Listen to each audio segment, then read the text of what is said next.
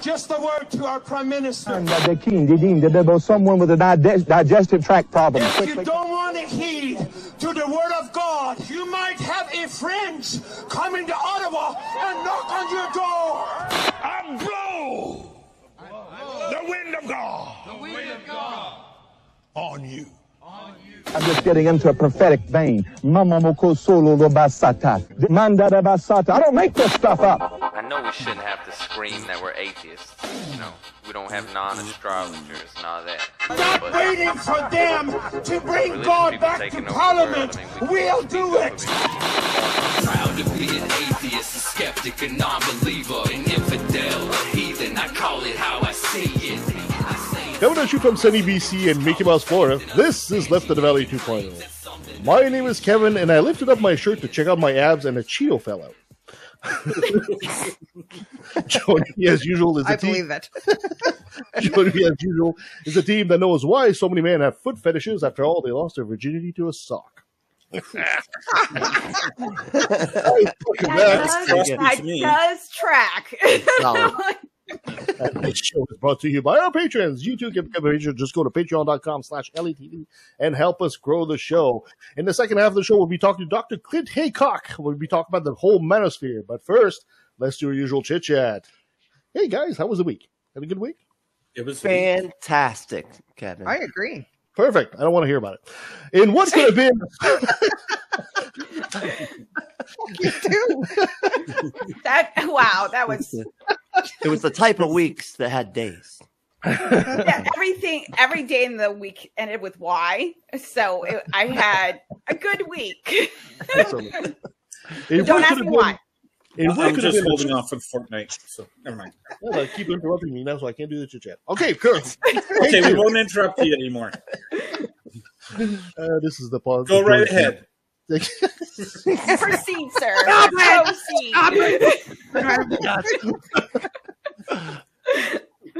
And what could we don't have the whole show for you. Too many times. I quit the show. Okay, rule of three.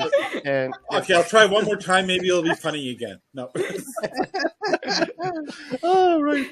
What could have been a story for another brilliant moment? There's a mass grave that's been unearthed in Kenya, where the authorities found the bodies of 109 people and mostly children. The shocking news has prompted calls for regulations of religious groups in the country.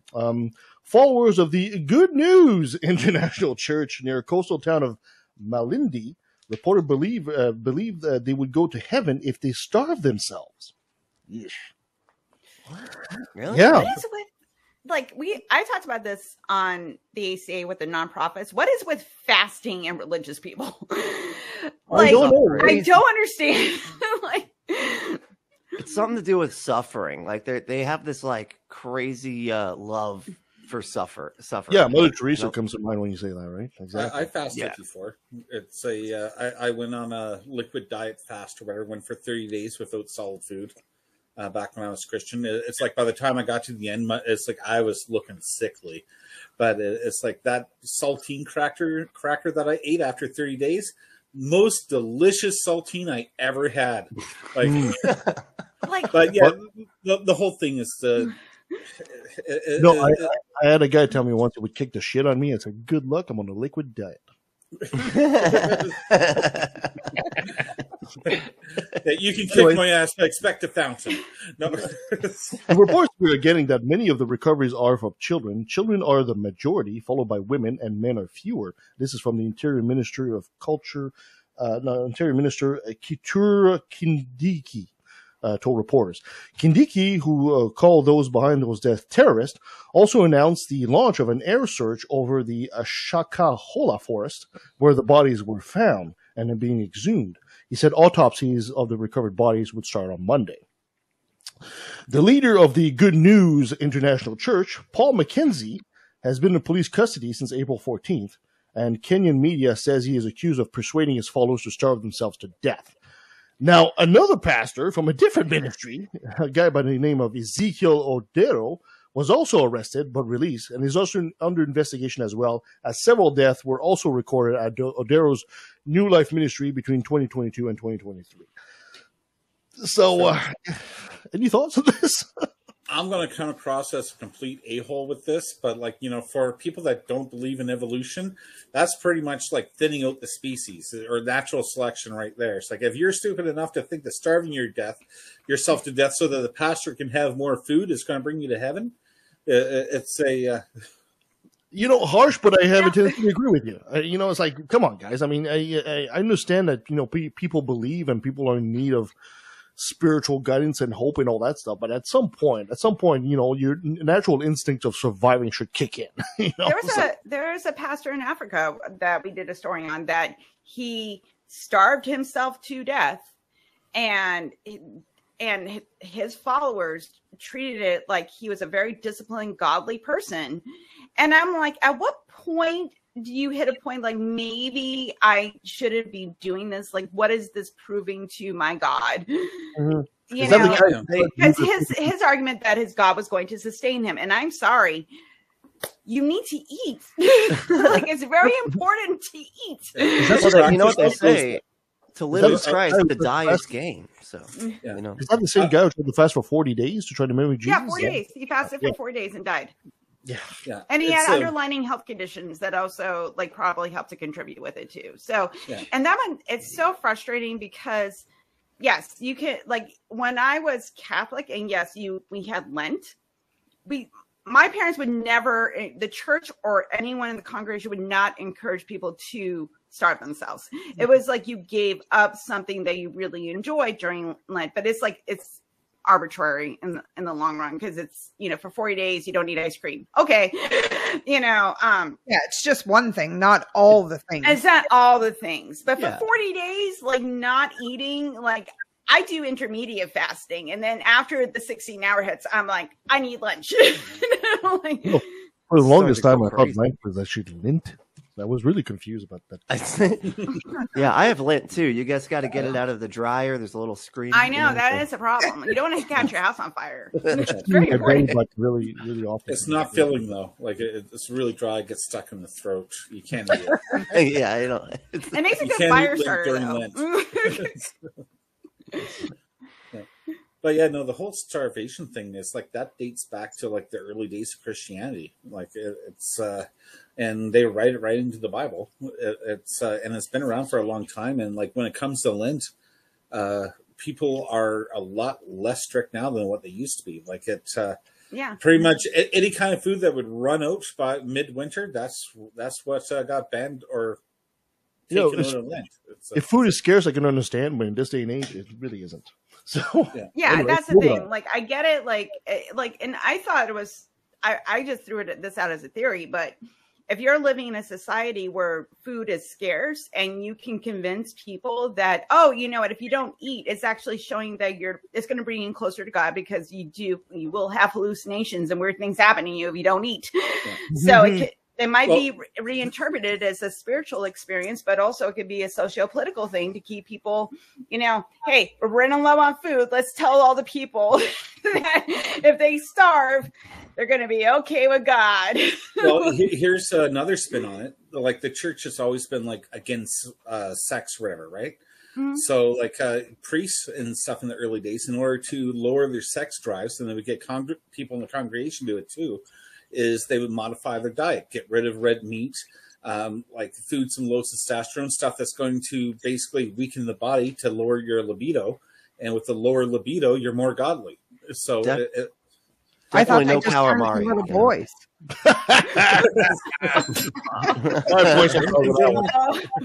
Oh no. All right, moving on.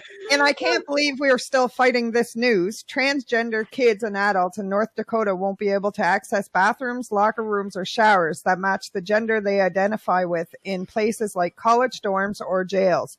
Under a new law signed by Republican Governor Doug Burgum, Burgum's office announced Wednesday that he signed the bill the previous day. The measure passed the state house and Senate with veto-proof majorities. Well, there we go. There we go again. You know, more anti-trans bills in the states.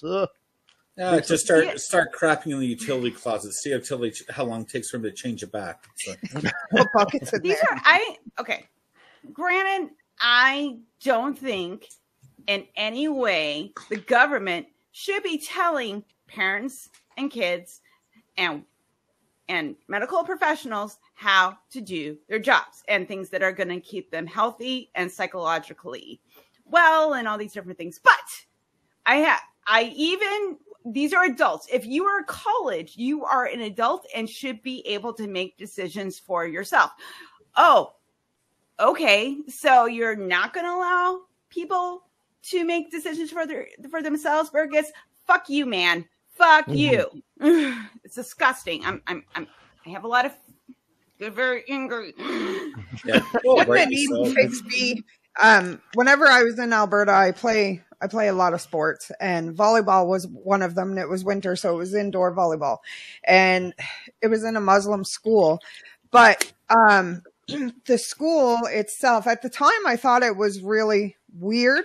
But now, with all the transgender issues that we're having, that other people are having, they actually had 2 hallways with bathrooms. There was like 10 bathrooms in each hallway, and they were not assigned. It was just a stall with a door. Yeah. So it didn't matter your gender. Just go use the bathroom. Who cares? And you're not in there. You're not in a closed room with anybody else. So anyone that was born male, but now female doesn't have to worry about being in a male bathroom and being attacked or being in a female and offending the females. They just have their own bathroom. Like, who cares where you go? There's a toilet. Go. Right here at the University of the Fraser Valley, I just walked in and there's a sign. There's those little stick figures, there's a woman and there's a little stick figure of a man, and there's a stick figure of a Spartan warrior, and there's a stick figure of an alien with tentacles. It says, whatever, just wash your hands. Yeah. We have gender neutral bathrooms at my work. Right. It's so frustrating. They're single stalled, but they say gender neutral bathroom because we're peeing, y'all. Yeah, exactly. It's so frustrating because the argument that they love to use, and this is the States too, you got to remember this is States. The argument that they love to use is, hey, somebody could do a crime with this, right? They can put on a dress and just a wig and a dress and just hang out in the women's room and then just attack women. And it's like, we don't make laws based on what crimes somebody could do. We sell AR-15s, man. If that was like a basis of how we decided laws, you'd never fucking sell another AR-15 again. That's a great point. To kill everybody. Yeah, it's ridiculous. Listen, Brently, the AR-15 has to have rights. Like, you should be allowed to. The AR-15 has to be owned by somebody. Genitals not matching how you present yourself. That's going to cause the downfall of society. Yeah, that's what's going to happen. The funny thing is, statistically speaking, there is no crime that's been recorded of a transgender person attacking another person in the bathroom. But there's plenty of politicians and clergy and weirdos that have gone in the bathroom. There was a shooting in Texas just yesterday of 5 people killed because some guy was on his porch shooting off his gun, and then somebody came out because they were trying to put their baby to bed, and they were like, "Hey, can you keep it down?" He shot 5 people, including an 8-year-old. Yeah. So and because he's like, it's my property, I can do what I want. And what's even sadder, in the neighborhood, they said that like there's shootings all the time. So somebody thought it was just a normal day because guns are going off all the time in their neighborhood. And it just breaks my heart that that's the way it's been conditioned. Anyway, let's move on. Real quick though, like you were saying. Real quick, you were saying that there was no like evidence of like people, like trans folks attacking people, but there is a ton of evidence of trans people being attacked when they have to go into the opposite bathroom. Yeah, I just want to make that clear real quick. Compared to the stats of children being attacked in churches, and it's a night and day, right? But either way, moving on. Who's next? Dorms and living facilities controlled by the State Board of Higher Education are affected, along with correctional facilities for youths and adults. Restrooms and shower rooms will be designated for use exclusively by males or exclusively by females. Transgender or gender nonconforming people will need to get approval from staff member to use the restroom or shower room of their choice. Wow. That's fucking bullshit. Yeah. Frustrating. 10 more years and trans people have to wear diapers to school. The American Civil Liberties Union has said that so far this year, more than 450 bills attacking the rights of transgender people have been introduced in the state legislature. 450 bills. That's amazing. That's almost 50 per state at this point. Basically, yeah. Screw the economy. This really counts. It just makes me sad as a parent of a non-binary person that it affects me emotionally a lot. So, yeah. Sorry, I'm gonna take a minute. I can agree with that. I'm pretty sure that my daughter's going to be non-binary or whatever, and we'll be taking her to a doctor's appointment. Then up on the overpass will be like upside down Canadian flags and people doing like anti-soji signs, which is like a teaching resource here in BC to help teachers. So what you want to do? Yeah, it's basically there to help teachers be inclusive for trans kids and for gay kids and everything else. And the far right here has been like fighting that for almost 10 years now, and it sucks when your kid might be bi or whatever, and then you're driving down the road and then you see these signs, like basically they think they're just attacking something in general, not realizing that there's actual people in actual lives that their hatred is affecting. But yeah. Fortunately, I can say, in Canada anyway, we like you said, the far right's been fighting this for 10 years, but they don't seem to be gaining any ground either.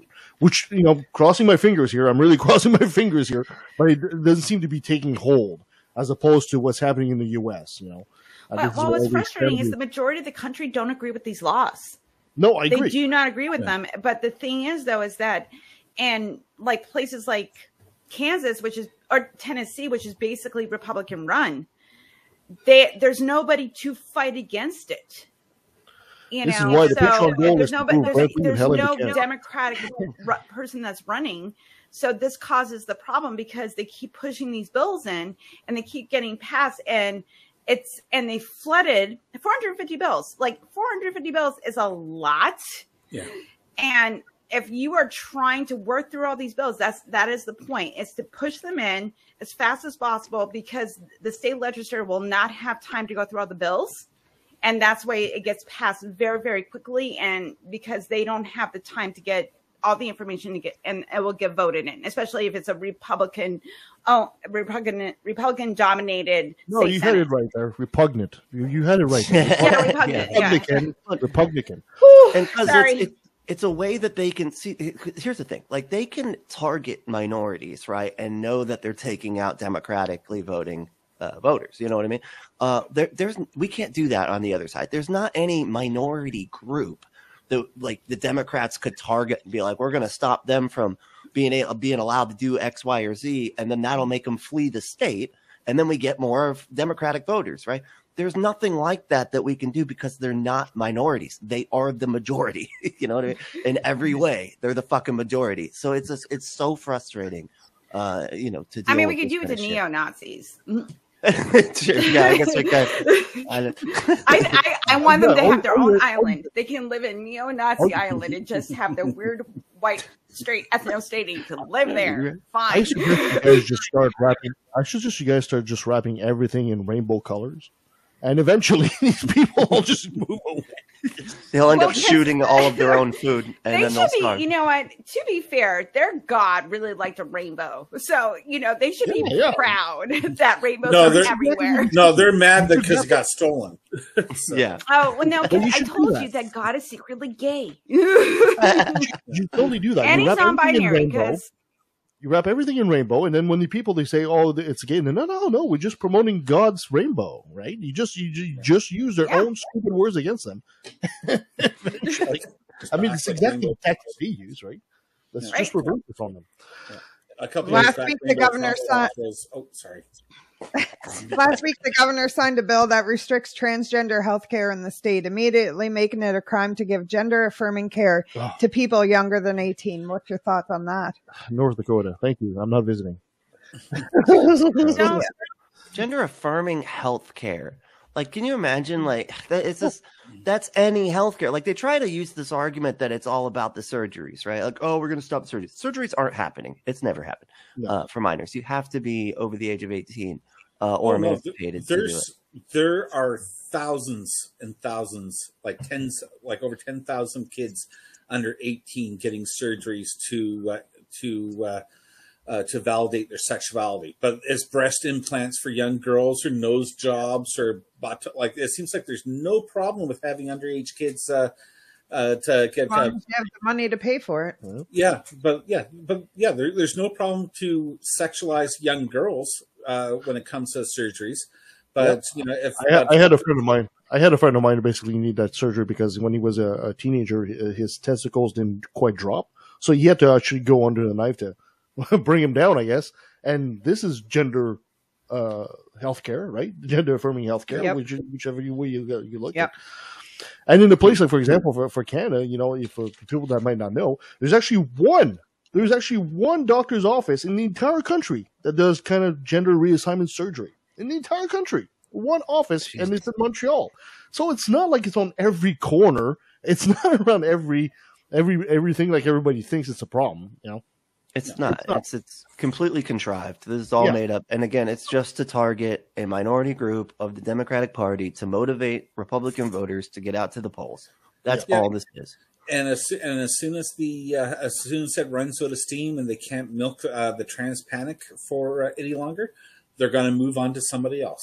And it's like, based on what I'm seeing online, it's like there's like a sudden hate on for the Muslims again.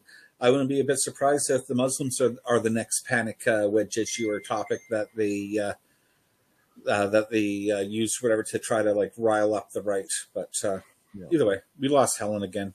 While she's closing, we'll just move on and we'll have you do your truth, myth, or balderdash. Go for it, buddy. Truth, myth, or according to myth, Earth was created in 6 days. Oh, balderdash. No more questions. Don't ask any more questions. That's top secret, that is. No kidding. I didn't know that. Alrighty. That's awesome. Okay, so every good story needs a prequel, and Jesus is no exception. Whether it's a young Sherlock Holmes or young Sheldon, it was a popular trend back then to basically have backstories for your favorite heroes. Are we talking about the Gospel of Thomas today? Is that what we're doing? The infant Gospel of Thomas. That's going to be good. There were multiple infancy Gospels, so I'm going to do another one next week, which is baby Jesus' time in Egypt. But the infancy Gospel of Thomas pretty much dates us, or is between age 4 and age 9, when Jesus was a young child. I'm covering 3 different versions of the same book, which is the Greek, the Latin, and the Jewish or Judaic. This gospel was completely lost until 1945 when it was discovered in the Nag Hammadi Library. Although it has been seen as heretical, it's also remained very popular up to about the Middle Ages. This is where most of our copies are from. And we can also find church artwork depicting the infancy gospels from this period also. Nice. The first mention of the gospel, though, dates to 180 AE, which historians figure that's around when it was written or a few decades before, perhaps. So, without further ado, let's dive into the infancy gospel of Thomas. Jesus, here we come. Yeah, in truth, myth, or balderdash, what would young Jesus do? So, when Jesus was 5 years old, Jesus was playing in the mud and fashioned 12 sparrows out of clay. With it being the Sabbath day, a tattletale went to Joseph and accused young Jesus of playing and building things on the Sabbath day. How dare he go?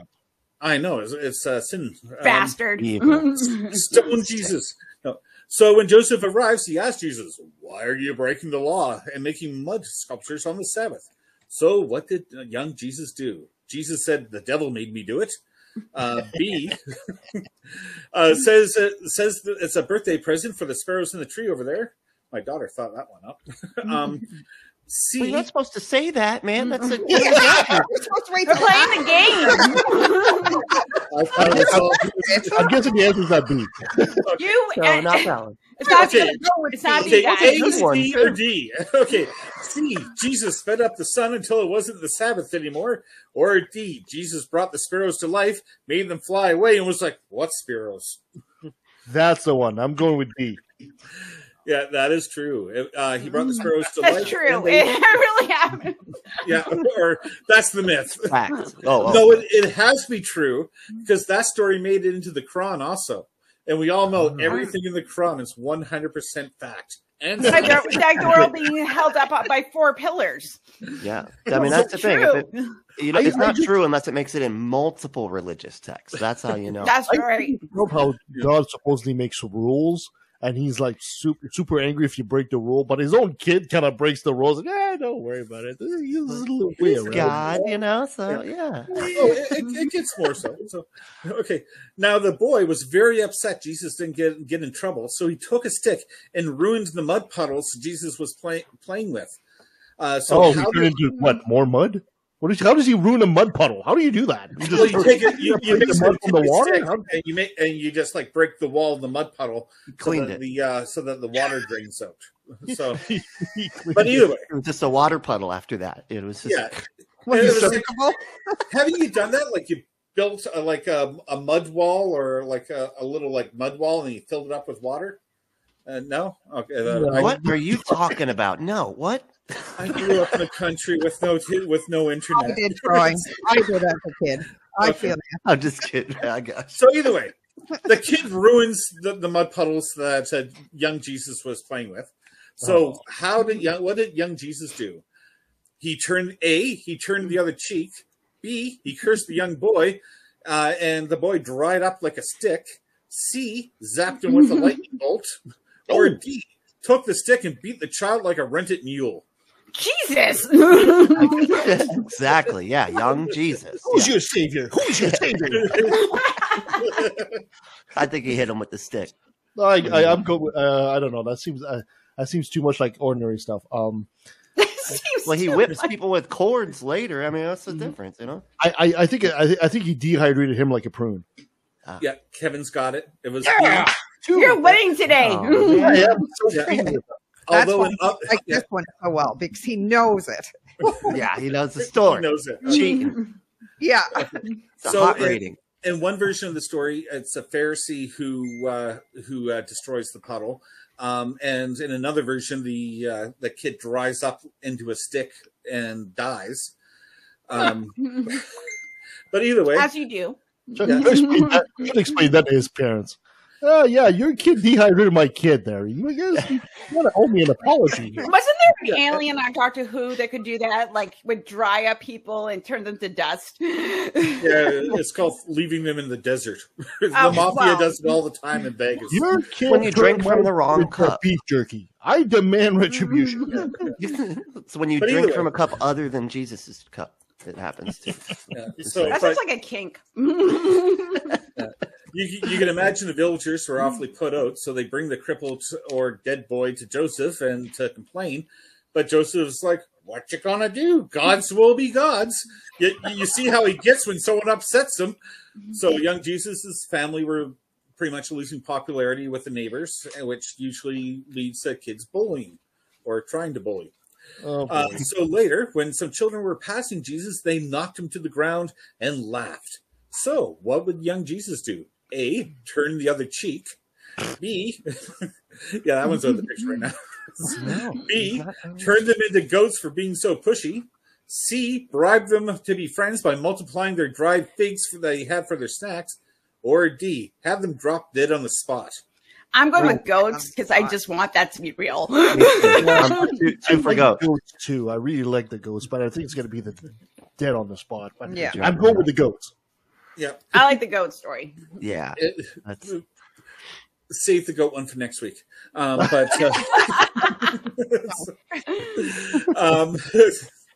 drop dead on the spot. So Jesus basically says, "May you fall down and never get up." and the kids drop dead. A little murderer, man. Jeez. He's a little shit. Jesus is an asshole. It gets crazy. On another occasion, Jesus was walking through town with Joseph, and a child ran up to young Jesus and struck him on the arm. So what did young Jesus do? A, turn the other cheek. B, it's hard to say that with a straight face. B, turn the boy into a donkey, and that he later rides as an adult on the Palm Sunday. C, that is a kink. Like, you jackass, and then yeah. C, told the kid, your journey ends here, and had him drop dead. D, magically transferred the wound to the child tenfold, crippling the boy's arm. Oh, God. Okay. Oh, we did the powder thing? Okay. Yeah, I think I'm doing the intensify the wound stuff. Transfer the wound? Yeah, I like it too. Yeah, I like that one. Let's do that. Yeah, it was supposed to sound believable, but the answer was C. Young Jesus kills again. At this point, Jesus. Yeah. At this point, the neighbors are getting really upset with Joseph. They tell his family will either have to move or get Jesus to pray more and kill less. I'm sensing a pattern here. There are some killing people left, right, and center. Yeah. Needless to say, they're pretty ticked off because Jesus keeps on killing them. Not a good luck, man. I also get a good understanding as to why they didn't put that gospel in the Bible. Kept killing kids. It's kind of when your love and peace deity does a lot of killing of children as a child. There is a philosophical lesson to learn from it or whatever, but I'm sure it's very. It might make if I don't run short on time, I'll do that at the end. So Joseph scolds Jesus for killing and crippling the local neighborhood children, thus making everyone do that. Shame. Thus making everyone hate, scolds them for making everyone hate their family. So how does young Jesus respond to this discipline? A, he turns Joseph into a jack-in-a-box. Twilight Zone. I'm like, is this the Good Life episode? B, he says, I know you have to say this, so I'll take care of it, Dad. And his accusers suddenly become blind, out of sight, out of mind. C, tells his accusers, I forgive you because I know you know not what you do. Or D, curses his accusers and gives them leprosy. Leprosy. Yeah. No, leprosy. It was B. Jesus told Joseph, I know these words aren't your own, so for your sake, I'll keep quiet. But those Karens over there, they need to be punished. Nobody talks about JC that way. I admit that a little bit. This is a little boy in the episode of Good Life. Like this terrifying child that has all this power that can send you to the cornfield. I would, if I was rich, I would take that and make that into a Netflix series. Oh my God, yes. That would be amazing. Little Jesus being little shit. I would love that. Yeah. Well, isn't it like now if your kid is out there killing animals, they're like sociopaths? So what happened to him killing all these kids? Yeah. Isn't he? Listen, he is the son of God, so he gets a pass on. No, throughout the story, to go into more detail, they're like, "Oh, what's up with this kid? It's where everything he says comes to me, or whatever." He obviously is like. They figure like God has a hand in all this killing. At the same time, though, they don't really like the killing. But yeah, so after Jesus strikes his accusers blind, Joseph then took Jesus by the ear to punish him. But Jesus was like, did you forget who the hell I am? You're lucky I even keep you around, not my dad. Not my dad. You're my real dad. You're allowed to look, but you can't touch. Why? Because I'm freaking God. What I did was good because I said it was good. And Joseph agreed because he assumed the jack was still on the table. Jesus was the I'm taking my goat away and going home. You're not my real dad. He's only his dad through marriage. Yeah, that's right. Yeah, Right, yeah. Or Yeah, exactly. Yeah. Stepdad. So in spite of that, Jesus acting like a little antichrist, young Jesus would often make very profound and intelligent statements. Because of this, he caught the attention of a local school teacher who figured he should learn his alpha, beta, gammas. So young Jesus goes off to school. Channels his inner young Sheldon and starts telling the teacher all about the complexities of how the alpha is drawn, which by today's standards sounds a lot like something a stoner would dream up. Probably.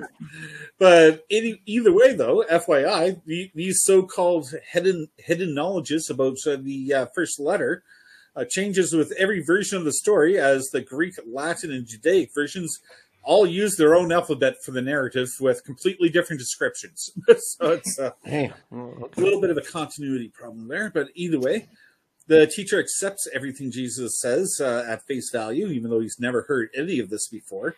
He deems himself unworthy to teach Jesus and is too intimidated by how divinely intelligent Jesus is, how he's been intellectually humiliated by a child, and the only thing left for him now is death. That's quite a depressed teacher. That's fun. Well, you know what? To be intellectually challenged when you're a teacher in the first century, that's fair. The sun rises over there and sets over there. We're not sure where it goes after that. It's about the extent of their knowledge. You need Cymbalta. Isn't that simple? You know, I thought they were just having kids so they could just like farm land and because like I think the average age was like 30. Like so you're just and when their stoning arm gets sore, they just I know. Get their throw it. But anyway, it's kind of funny because if I was living in that time at my age right now, I'd be a venerable ancient one in that village. You know, we would. What people come to for wisdom. It's like, oh shit, we're in trouble. So the teacher goes on to say only God could teach such an intelligent being, which Jesus answers, "That's because I am God, biatches." I know everything that ever existed. Yet young Jesus still couldn't read or write. Go figure. Anyways, Jesus. I thought he was intellectually divine. He should have known how to read and write because he outsmarted the teacher. Yeah, I know. I would. Oh God, I would love to write. I would love to write a TV series about this. This is dream millionaire TV series money. Oh, absolutely! It just writes itself. It'd be comedy gold. It'd be comedy. Baby Jesus. We gotta find a way to do this. So Jesus then continues to reveal himself, how he was sent from heaven to save them, how he had power to do anything, and how he would make the world believe in his power. So, what did young Jesus do to make them believe? A, healed and resurrected everyone he cursed or murdered. B, created a pillar of fire like Moses did. C, turned the water in the town well into wine and was like, "Hey, everybody, we're getting wasted." Everybody died of dehydration. Yeah.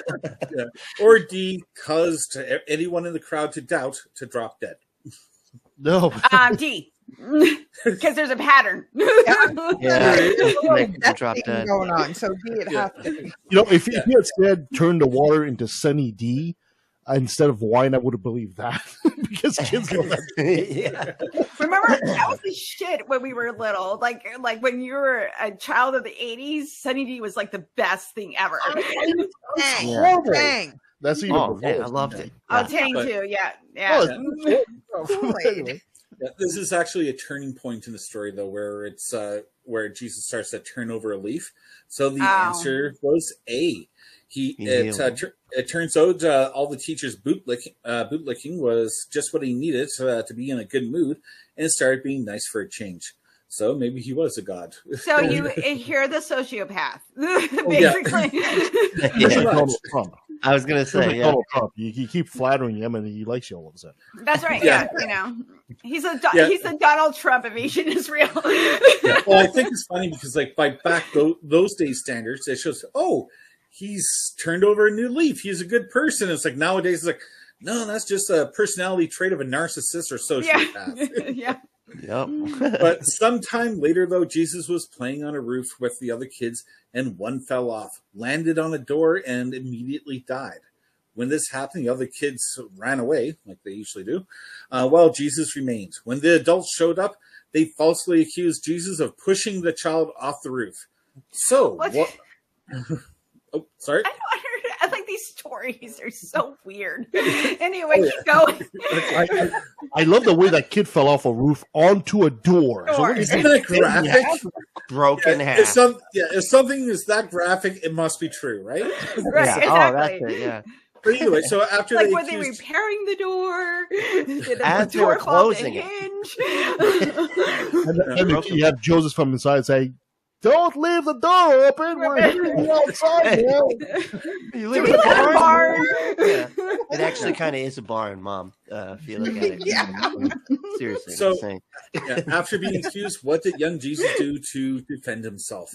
A, had an angel appear and explain what happened.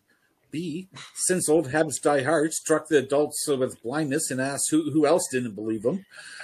C, said, "Did you already forget I'm God, and what I say is, and I work in mysterious ways?"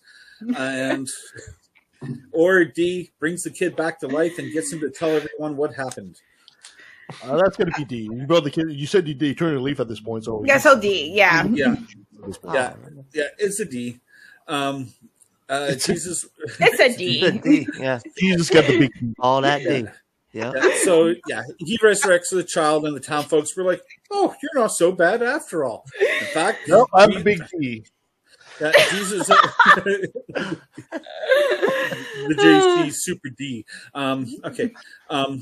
So this is where he turns over the big leaf, starts acting more like a young Jesus we'd expect, healing people, fixing their stuff, multiplying their harvest, resurrecting people who worked themselves to death, and then told them to get back to work. I tried to get a break from this job, and then Jesus brings me back, and I gotta go back now. He'd helped his dad with his carpentry, so like when Joseph cut a board too short, Jesus would just like stretch the wood out again. Or when How does that Joseph work? Like I had like this image of like wood, like Laffy Taffy. Stretches, gets thinner, but you know. If you think that one's weird, in one version of the story, Joseph builds a throne for one of the local rich guys, built it the wrong size, so baby Jesus or young Jesus just makes it grow to the right size. So it's Right. magic. Hey. He's gonna be like, man, I'm just gonna make everything model. You know what? He like I prefer Gandalf as a wizard. So with all these nice things Jesus was doing, the townspeople started to adore him and said, "Surely this young child must be God. Now pardon us while we stone ourselves for being blasphemous." But which I think is funny. Well, what I think is funny is like it's a story you can tell that's written by Greeks that know nothing about the Jewish culture, right? Because they're constantly talking about how Jesus is godly and all this other stuff, when in a Judaic culture you'd be stoned for that kind of heresy, right? But this is where I wish I could do an old Jewish accent, because you just hear the guy, yeah, so the guy, killed a couple of kids, but on the other hand, he stretched that throne, But I kind of get it though, because like in the Greek mythologies, like a lot of the gods are assholes. And they're very complicated, and so if they're writing it from their perspective, it's like, well, obviously their god's going to be a dick, because all gods are dicks. That's what they're familiar with. Yeah, exactly. Right. Yep. So anyway, moving on. When Jesus turned 6 years old, Mary sent him to fetch some water from the well, but due to a large crowd, someone bumped into him. His picture fell, got broken. So what did young Jesus do? A, turn the other cheek and miraculously fix the broken picture. He needed a picture to carry the water in, right? So, I think it's a picture. That's called a not photograph. No. It's called a photograph. They didn't have much photography back then. So, Jesus broke his iPhone on his way to the well. This is why we have no evidence of him, because he broke his iPhone. That's it. No pictures. So, he miraculously fixed his water picture that got broken. And B, made a pocket with his robes and carried the water in his tunic. C, took someone's jar of wine and turned it into water. D, started blinding people until someone brought him a new picture. He healed them after 3 blindings, and someone finally brought him what he wanted. That's the last one. You know, it's not as bad as having people drop dead. So he's evolving. It's like, I will just make you blind. Yeah, no, it was B. A whole bunch of other people. Yeah, it was B. He carried the water in his tunic because microfiber wasn't a thing yet. So the water not running through was a miracle, I guess. Okay, because that's where I'm like, isn't it just going to leak through the bottom? Yeah, well, that's where the miracle comes linen. in. Yeah. Like, I'm assuming the clothes are linen. He's carrying the water through his tunic. Then it says, "Use my straw to drink the water." You know? Oh. Yeah. So fast forward. Yeah.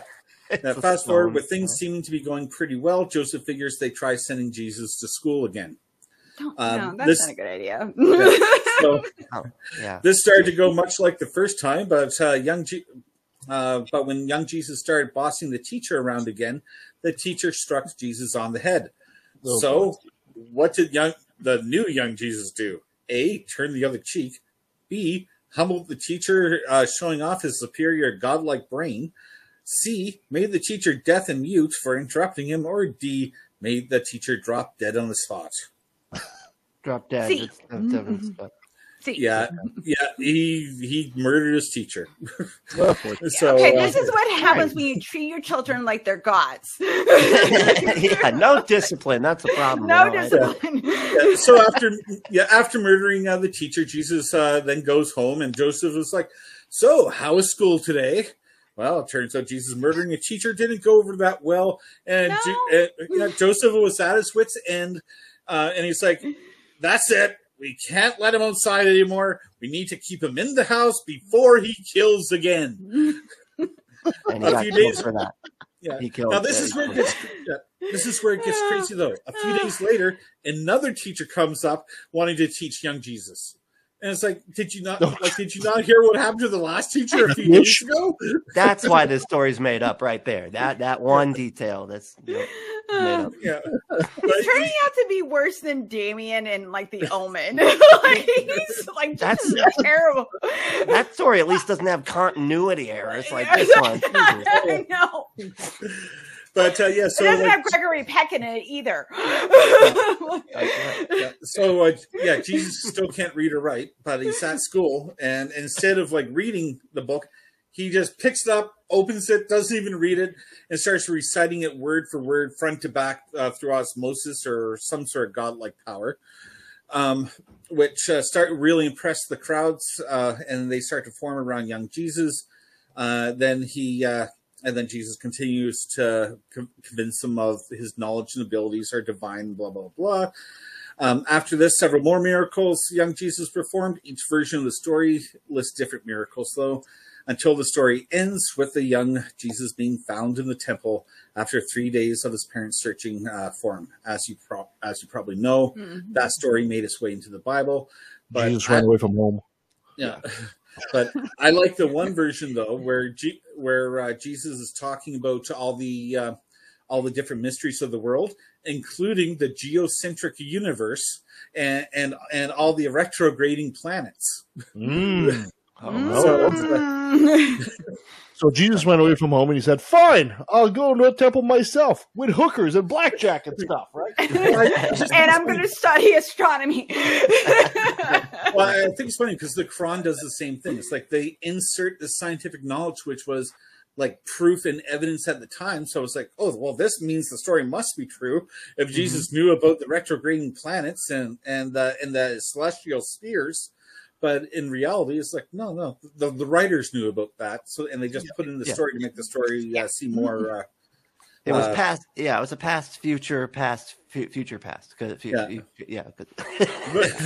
Future, but not enough in the future for it to be true. It was back to the future, Brently. It's back to the future. Anyway, so in closing, most of these stories mirror the gospel in some way. Most as foreshadows of future events, which was a popular literacy trend back then.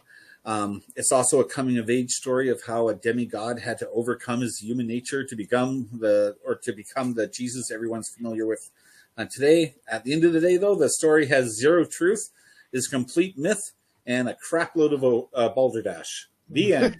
All right. Thank you for that. All right, Brently, you got another brilliant moment for us? I do. Yeah. So let me share this real quick. Okay, so I got my screen, and I found this on Right Wing Watch, and it's just more of the stuff that you'd come to expect from these people. So here we go. Now this is this is a Christian nationalist, Jason Rapert, founder of the National Association of Christian Lawmakers, declares that the Democrat Party has been enlisted to further the Antichrist cult in our country. Who told them? I know. We're trying to keep this a secret. George I know. You know what? For all the conspiracy theories that's supposed to be like super secretive, they're really bad at keeping those things a secret. Yeah, really. Not good. Yeah, not good. Not good. They figure it out real easily, it seems. I don't, And I believe that it can be overcome by the power of the Holy Spirit. It's an Antichrist cult. I keep searching for the proper term here to use for this to describe it. Aspects of the Antichrist cult include atheism. Oh, I thought he was talking about evangelicals. Is an organizational instrument. Oh, wait, I want to hear. First one is I bet I can do a lot of points. Keep going. I know. For each let's one, check you it get out. Let's 10 find points. out how demonic we all are. Okay. Yeah. Who's got the bingo card ready? Yeah, let's get a bingo card. Get 10 points per category. Organizational instrument. The Democrat Party has been enlisted to further the Antichrist cult in our country. The Satanic Temple, the Satanic Church. Okay. All of these entities undermine the Word of God, the power and the story of creation, and what is normal. What is evolution one? Hold on, let me back up. I'm sorry. And we get to say what normal is. What is normal? Okay, dude. Let me see. What's evolution Church, one? All of these entities you gotta go undermine. You have to go. Yeah, I have to go back a little bit more. In our country has been enlisted to further the Antichrist cult in our country. The Satanic Temple, the Satanic Church. Hold on. I want to see this. Includes Planned Parenthood as an organizational instrument. The Democrat Party has been enlisted to further the Antichrist cult Planned Parenthood, in our country. The Satanic Temple. He didn't say it. Church. So he didn't say evolution. These entities. No, he said evolution. Oh, he did? Word of Okay, God, so that's 5 for 5. The story of evolution, Right here. what is normal. And it is he said evolution and just it there, is taking hold in you this believe in country. demons. We've seen it. It's so funny But too. I You believe- notice how? Listen, you know how they're like all about like calling things that they are called. You know what I mean? They're always like, they're the cult. It's really the thing that it is. Because they know that they are like they're behaving like a cult, and they hate it when we point that out. Like especially with the MAGA stuff. All the MAGA. It seems like a cult. Like a Trump cult. Right. I just love how this guy goes on and says, these people are trying to redefine what is normal. I live in a world where little goat men with horns come out of a lake of lava, but that's normal. Right? That is over there, he's abnormal. That's It is really. Oh, go ahead. No, I was just going to say, like, this dude believes that demons are real, and then he's trying to tell us what is normal, and I'm like, you believe someone came back from the dead. Like, I've only seen that in zombie movies. Right? Exactly. Anytime they always talk about, like, I use some pronouns because those people believe in pretend land. I'm like, y'all pretend to cannibalize a fucking carpenter from 2,000 years ago. Are you kidding me? Really? You're like, drink his blood and eat his flesh, and you're talking to us about what's normal? That's cool, dude. What drives me crazy is like if you actually read the Gospels and the core values of Christianity, it's a polar opposite compared to what evangelicals are teaching and preaching. It's like I know that there's bad stuff in there too. But at the same time, though, like the good stuff that we should be holding on to, that should be most that is philosophically true, whether you're religious or not. The evangelicals are just like a polar opposite of what the Bible actually teaches. There's no love thy neighbor. It's love whoever we say is normal or whoever we say is one of us. That's because it's no longer Jesus. It's Republican Jesus. That's a different guy entirely, man. He's got a different Bible altogether. Like, Republican Jesus really loves guns. Really loves guns. Not nail guns, though. Turn the other cheek. Nail guns are a no-go. Yeah, you turn the other cheek and then you shoot them dirt. You just turn the other cheek onto the butt of your rifle. That's actually a chamber, a cheek. I don't know if you knew that. You just turn it. It can be cast down. And I believe that it can be overcome by the power of the Holy Spirit in our nation. The power of the Holy Ghost that resides in believers. We've been given power in the name of Jesus. We speak to this Antichrist cult in the name of Jesus and command it to let loose and be brought down and be cast into the sea in our country. Let loose of our people, let loose of our schools, let loose of our universities, let loose of our churches. Be gone from our government in the name of Jesus. In the name of Jesus. What does that even mean? Let loose of our people? Is he like loose women? What is he saying? Like we all have a hold of them or something like that? We're going to all be thrown into the ocean, I guess? Listen, me and Satan get together on Fridays. We have a couple drinks, and then we try to figure out how to take down the religious right in America. It's just a plan that we have. I don't know, right? We have a secret society, and we have secret languages, and yeah, we're all talking code. We have a queer agenda that we have to finish. And I'm on the phone with the Pink Mafia right now as we speak. I know, we're all doing it. Yeah. We call it Project Unblitz. For me, Friday's pasta nights where we have like a FSM baptism or whatever. That's right. That's important too. Yeah. And then I keep telling people, we tried the virgins, but they don't exist anymore, and the goats kick. So our options for sacrifice have become very, very narrow. Pain, All right. I know we did this out of order, but anyway, we'll try to move on. Helen, you kind of froze earlier on there, but do you have a top 10? I do have a top 10. Let's do a top 10 with Helen then. Okay, so I was... Top 10. So I wanted to do something sexy and weird. That's my brand. Why does it always turn to that with Helen? It's weird. I think that's sexy and weird. Because that's my brand. So here's the top 10 of the world's weirdest edible aphrodisiacs. Ooh. Yeah. Ooh. Weird. Sexy. Okay. Talking about that. Yeah. Listen, to all you mofos, take notes. Right. Okay. Number 1, cobra. In parts of Asia, this deadly snake. Oh. No. Not the core. No, cobra. In parts of Asia, this deadly snake is harvested for its blood and meat, both touted for their romance-inducing qualities. The blood is sometimes mixed into alcoholic beverages, while the meat is consumed as a delicacy. Look into her eyes. It is a drink. Just look deeply into her eyes and pour her some cobra blood. I can feel the romance. Endorsed by Charlie Sheen. No. That's tiger blood. That's tiger blood. Tiger blood. Excuse me. 2, fugu. That blowfish. Yeah, the Japanese produce a tingling in one's cheeks and lips that after a phase increases sexual arousal. Of course, that's this is the poison. Yeah, that's the poison. That's the botulism that's happening. Yeah, so is this an aphrodisiac or a date rape drug? Yeah, here, have some fish here. Okay, she's ready. Aren't they one and the same?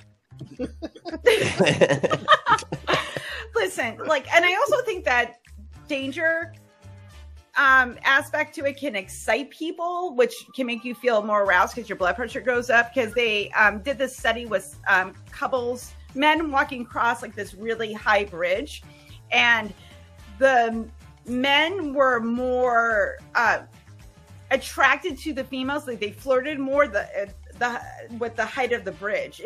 They did a study, and apparently, I'm not sure how true the study is, but it kind of makes sense. I need fugu. Let's fuck before I die. Exactly. What happened with just taking Spanish fly? I know. That's what I was just thinking too. Yeah. That's okay. Or oysters. You know, yeah, like you have to go on the verge of like committing suicide to get horny. Like Jesus, it's Bill Cosby's barbecue. That's so bird's nest soup. This Asian delicacy is exactly what it sounds like: soup made from a bird's nest.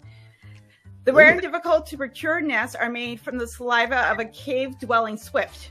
Though this might sound less than appealing, people have consumed this extremely expensive dish, swear by its ability to get your motor running. You think you'd be too busy getting sick from the salmonella, but it's I didn't, because I've had bird's nest soup like made in like restaurants. It's like noodles and sauce, and you know you can add a meat, you know. But I didn't know it was based like on an actual bird's nest. That's weird, man. So weird. Who was the person that was like, hey, you know what, we're gonna try that and see if it makes us want to fuck? Right. I forbid if she gets a splinter, because then she ain't going down at all. I was gonna say, aren't nests always made out of different things? Yeah, it's made out of lint. They'll make it out of all kinds of things. Any piece of trash you pick up, kind of cute. Anything shiny. No, I bet you half these meals start on the dare. How dare you to eat that bird's nest? Yeah. Like, I am so horny now. I can't believe this happened. What? Yeah, it's like I dare you to eat this. Well, only if you have sex with me. It's an aphrodisiac. This one is still a little gross, but not as, I don't know, weird as some of the other ones. It's Balu, another Asian delicacy that is a fertilized duck. Eggs are served boiled in their own shells and thought to act as an all-natural Viagra. I'm starting to see a pattern about Asia there. Yeah, I don't like.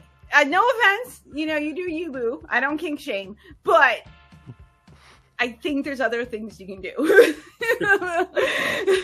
Just a little bit of rubbing down there. Just a little rubbing. Yeah, I know. Yeah, like. Isn't Pornhub somewhere in Asia at this point? I mean, come on, guys. There's got to be something like better. Pornhub, you know. I think a little bit of weed. You know, glass of wine. You know, not too much wine, just a little bit of wine. You know, cocaine. You know. Yeah. Wait, what? Your chocolate candy instead of so put on some Marvin Gaye. You'll be fine. Marvin Gaye and cocaine. That's what I would say. You know? We do not endorse the use of illegal drugs on this channel. Brently she doesn't, but I'm telling you. Subsidiaries. Rhino I do. So the next one is rhino horns. Okay, let's keep the horny jokes to a minimum. No. No, not on this show. This rare and illegal aphrodisiac endangered species, people, right? Oh, shit.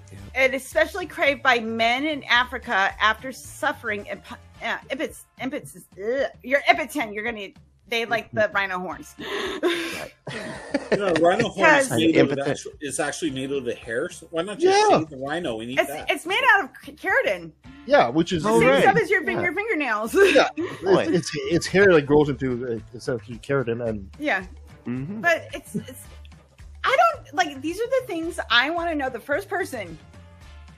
I mean, it is like rhino. It's kind of phallic looking, I guess. But. I guess so. Yeah, and they are powerful animals, so I guess. Oh yeah, just get some lube on there and ride across the savannah. That's right. And you know what? Rhinos don't have a very good vision, so you know if you're dating this girl that's not particularly good looking, maybe after some rhino horns, like, ooh, you're kind of cute there. Well, she's it's the she's a 10 at 2. She's a 2 at 10 and then a 10 at 2. That's it. Yep. Okay, ambergris. Oh yeah.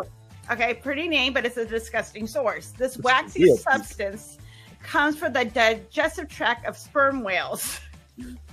Long used as a perfuming agent, certain Arabian texts also prescribe it for use in the bedroom. Which is ironic because if you find... I'm sorry. How many sperm? Never mind. Go for it, Kevin. Find ambergris today on the beach. You'll sometimes stumble upon a deposit. It's worth a fortune. It's worth a fortune. Oh yeah, in the perfume industry. They use that a lot. Yes.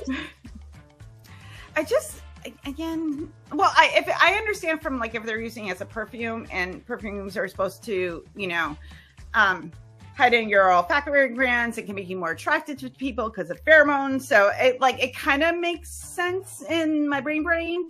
So like, can you imagine like you're about to get down, and like your partner's like, "Hey, hey baby, I've got of sperm whale." Yeah. See, now, that's actually why they call them sperm whales. This is giving me my Moby Dick.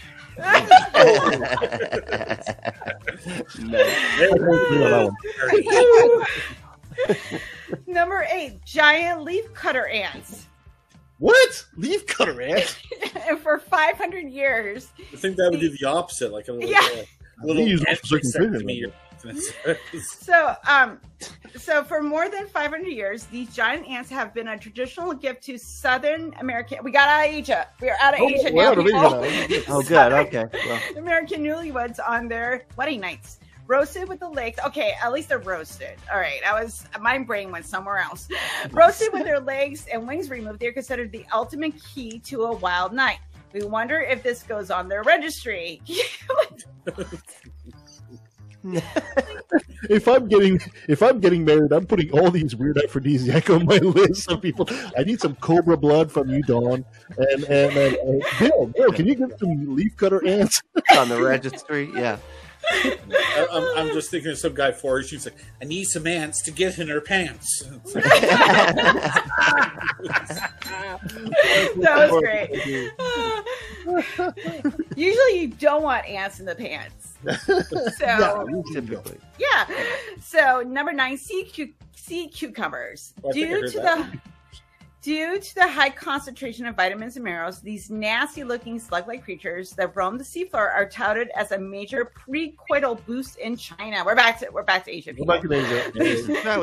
Okay. It was only a brief respite from Asia. Now we're back.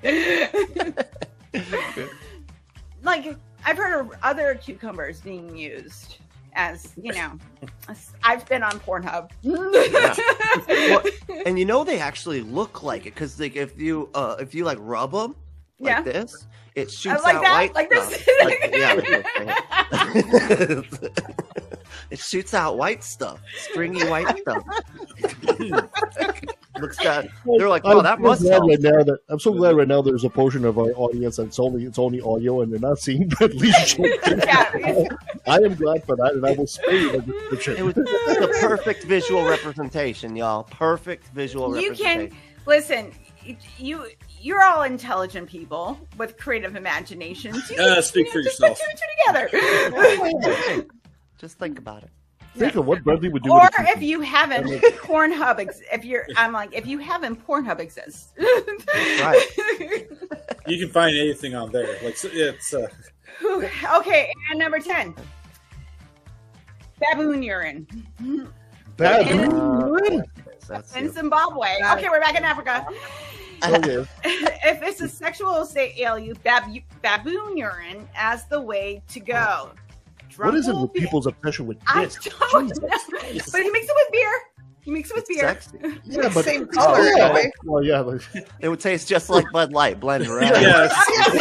I was going to use that joke. It's probably an improvement on the Bud Light.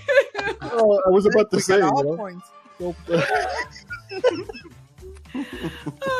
That was this was a spur of the moment top 10, and this went over so well. So I'm so happy. Hell yeah. While we're out there reaching for a Bud Light, let's take a quick. I'm gonna go find some baboon urine. Okay.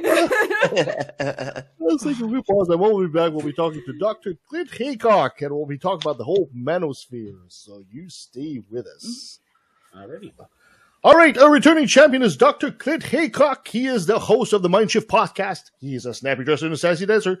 Dr. Heacock, thank you so much for coming back. Thank you. Yeah. Listen to the applause. I know. Okay, settle down, everybody. Settle down. That crowd is just so riley today. It's Dr. Heacock, maybe you'd be so kind for the people that missed you the last time you were around to give us a quick bio as to who Dr. Clint Heacock is. Oh, man. Yeah, so as you said, Kevin, I host the Mind Shift podcast. I do a lot of stuff on cult psychology, cult recovery, dominion theology, the Christian right, a lot of that kind of stuff. I came out of the sort of evangelical fundamentalist Christianity. I left the faith about 10 years ago. So I'm kind of helping people to sort of navigate that journey, I guess you could say. Excellent. And today we're going to continue our whole thing that we've been doing for the past couple of weeks there on incels, the toxic masculinity, and the manosphere. So today, Dr. Heacock, where are you taking us? Let's start with the whole manosphere. What does that mean? Well, because when I think manosphere, the first thing that came to mind for me was like the Death Star from Star Wars. But that's probably it's a manly sphere, yeah. What is it? Manly. Yeah. That's not as bad as me. I thought it was like genital grooming or something like that. Like, I like the circle. Yeah. I think of one testicle. That's it. Yeah. Well, this is the weird thing. I came on the manosphere from my research on controversial pastor, cult leader Doug Wilson. I don't know if you guys are familiar with Doug Wilson. Have you heard of him? I've heard of him. I can't remember him, though. No, I don't think I have. So he runs a massive sort of sprawling religious empire out of Moscow, Idaho, in the northwest United States. He's got a church, he's got a Bible college, a seminary, a publishing house. He's got fingers in every pie. Didn't he recently Didn't he recently demand a genocide against transsexuals, or am I thinking of someone else? It's probably too extreme for Doug Wilson. I don't know. I'm not following everything he does, but he's a very slippery character. So he does say a lot of controversial things, but I don't know if he'd come right out and say that. But I haven't said that. I don't know. I remember something about him in the news a little while ago, but I'm interrupting. Yeah. So I did a huge series on him. I did, I think 6 or 7. I mean, we're talking like 2+ hour podcasts, on Doug Wilson. And I got into all kinds of stuff. He's into a lot of things. He's very controversial, like I say. He's into his dominion theology, Christian Reconstructionism, but he's a big proponent of sort of the Christian patriarchy movement.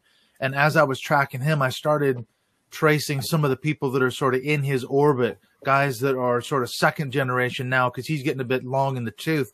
But he's influenced a next generation.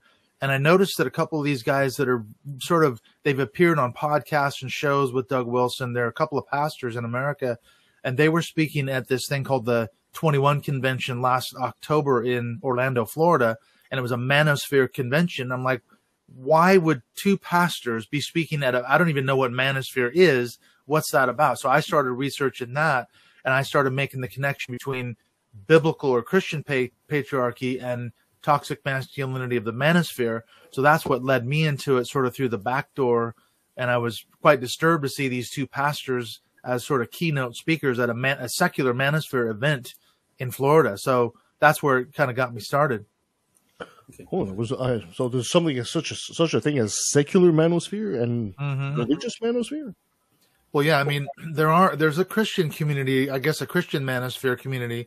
But these guys, I mean, the Manosphere itself, I was going back to your original question, it's sort of an online collection of websites and chat rooms that sort of it's anti-feminism, anti-women, very misogynistic content. It's made up of, incels, pickup artists, men going their own way. There's different sort of levels and spheres within the Manosphere itself, but that's kind of what brings it all together.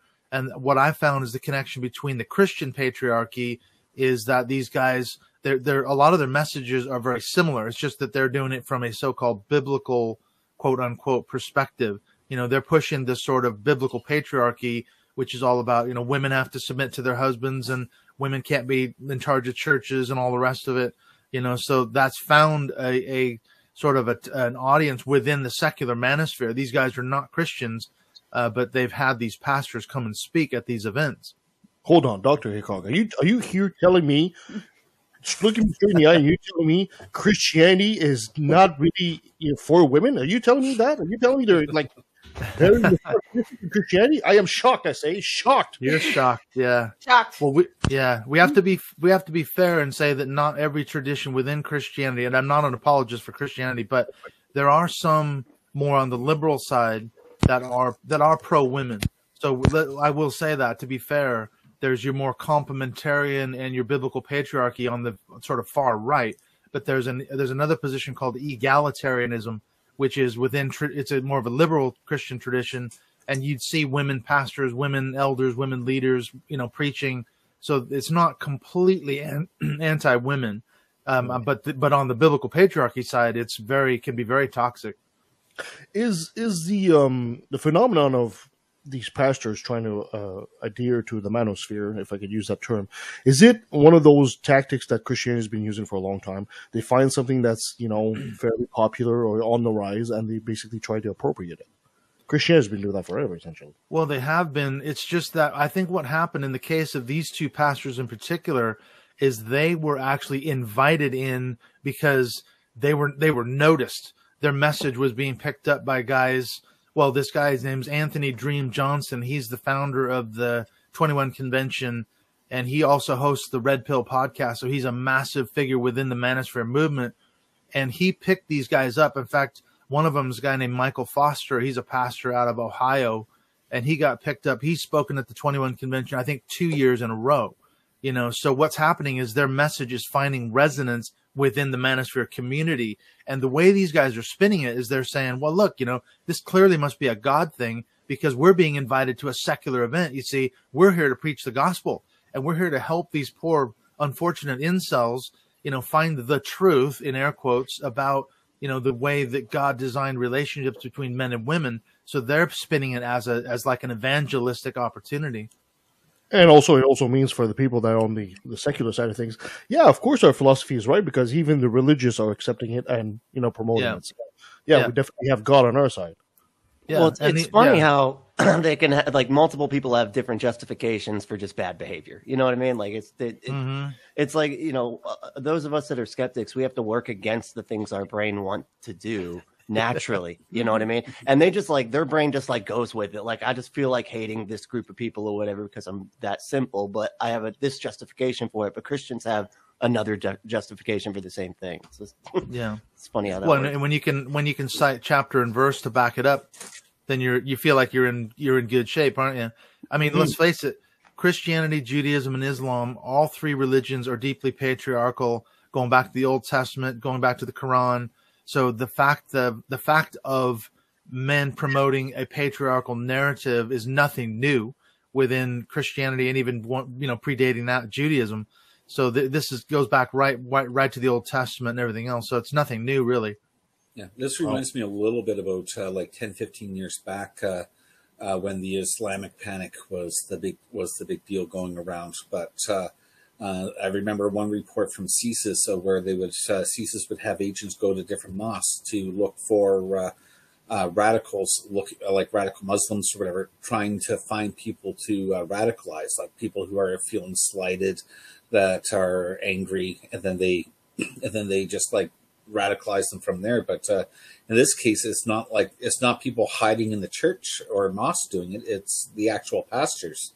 Oh, yeah. Which kind of wonders, how's that allowed? Yeah. And the disturbing thing about guys like Doug Wilson, a lot of people haven't heard of him outside of the evangelical community, but he's a massive figure. I mean, for example, he's got a Bible college, he's got a seminary, he's got a publishing house, he writes all kinds of books. And the beautiful thing for Wilson is he can write a book and just trot it over to Canon Press, which is the name of his publisher, and they'll publish it, they'll promote it. I mean, I wish I had that sweet of a gig. I'd love to write a book and just go, hey, I've got my own publishing house. They'll promote it. They'll publish my books. They'll do all the work for me. And he's got a Man Rampant show on Amazon Prime. He writes Christian homeschooling curriculum. He writes, like I say, loads of books. He's got massive amounts of hits on his blog. So within the evangelical community, he's seen as one of those guys that I'm telling the truth here. I'm one of the few left that's really saying it like it is, even though it's controversial, and like I said, now we're getting guys that are second and third generation. Wilson sort of mentored them, you could say, and they're now spreading his message into the manosphere, so this is what's happening. He's got a massive reach. And he's got a massive audience too. And huge captured audience. Yeah, and they're very good at publishing his stuff. I mean, all you got to do is go on YouTube, look up the Canon Press YouTube channel. He's got thousands and thousands of subscribers. You look at the comments. It's if you want to really scare yourself, go look at what the people say every time he posts a video. It's like, oh, thank God for Doug Wilson. He's telling the truth. He's not afraid to be bold for the gospel. So these evangelicals are absolutely fawning all over him. Yeah, and what I find shocking is people like this aren't just like radicalizing men. Yeah. If I think back to my church days, when there was like women leaders in the church, other women in the church were more upset than what the men were. And quoting how the Bible says women shouldn't be allowed to teach or preach and so forth. So it's not just men that fall victim to this kind of rhetoric. It's, women can become just as indoctrinated. Oh, absolutely. Yeah, I mean, it's not just Doug Wilson. I mean, these guys, like, for example, the Southern Baptist Convention, they've adopted a patriarchal sort of a theology going back to the early 1980s. So there's thousands of Southern Baptist churches across America and, probably Canada as well. So you've got all these generations of girls, let's say, for example, that are raised in this patriarchal church culture, homeschool culture, Christian school culture. So we're talking about generations and generations of men and women being raised within that sort of context. Interesting. So are they facing a lot of, because we live in a secular society that we like to pretend is progressive, but so what kind of pushback are they getting, especially on the internet and other conversations that they're having, because their rhetoric and the things that they're saying actually goes against what we think about in a secular progressive society about equality and things like that. Yeah, well, there's two kinds of pushback that I found in my research on Doug Wilson. For example, one of them is actually there's a Christian community that's pushing back. There's a Facebook page called Examining Doug Wilson in Moscow, Idaho, that's really a good resource for people to go to if you just want to find out more about Doug Wilson. But I got in touch with them, and it turns out it's actually a group of fairly conservative pastors and church leaders, and they want to remain anonymous. I wanted to have them on the show, but they were like, no, we want to stay anonymous. We're just going to post this content, even though they're fairly conservative Christian church leaders. They just want to speak out because they see the damage that his teachings have done and are still doing. But then there's another side of it, which is like a secular community, like journalists, for example. There's been stuff on Southern Poverty Law Center website. There's a really good article on Vice by Sarah Stankorb about Doug Wilson, kind of exposing the cult-like natures of his church. So there's at least two streams of pushback that you're getting. One of them is actually from within the church, believe it or not. Wow. I'm shocked at these revelations in a way, because maybe it's the fact that I'm here in Canada, but we don't, like you said, they're going to great lengths to say relatively anonymous because we don't hear about these figures. How prominent is this movement at this point? Do we have any numbers on the adherents or anything like that? Well, like I say, I mean, just you can look at the Southern Baptist Convention. How many? I don't know how many thousands of churches are in the SBC, but it's in the maybe tens of thousands, even worldwide, I think. And you've got Christian homeschooling, Christian day schooling. Like I say, if you just looked at Doug Wilson, he's got a massive, massive reach just on social media, through his books, through his podcasts, and these are within that evangelical community. I can't give you numbers, but, these guys are absolutely falling all over themselves. In fact, I just did a podcast. I don't know if you guys have ever talked to Chris Shelton. He does the Sensibly Speaking podcast. He's an ex-Scientologist, and we just came out with an episode on Doug Wilson on his show. And there was a guy that's like a Doug Wilson apologist that took up one of the comment threads and started taking us to task for, how dare you speak out against Doug Wilson? He's a man of God, and you're all going to hell. I love it when those people show up. They don't even get, they're just driving up the traffic, man. I love it. Bring your friends next time. Yeah, bring your friends. Yeah. Man of God, let's see him split a scene too, then we can talk. It's funny because Chris actually messaged me on Twitter this morning, and he said, I'm really concerned. There's a guy who says we were all wrong about Doug Wilson. Can you take a look at his comments and see what he's all about? And as soon as I read it, I'm like, oh, the guy's a complete nut. He's one of these rabid Doug Wilson apologists. I find it a little bit confusing, though, because there has to be some kind of cognitive dissonance, especially among like the pickup artists that, you know, in that community that is basically like you just bang women, you know, and that's it. You know, like you don't form emotional attachments to them because they're just here to supply you with sex or whatever. And then you have these extreme Christian people who say like you can't have sex outside of marriage.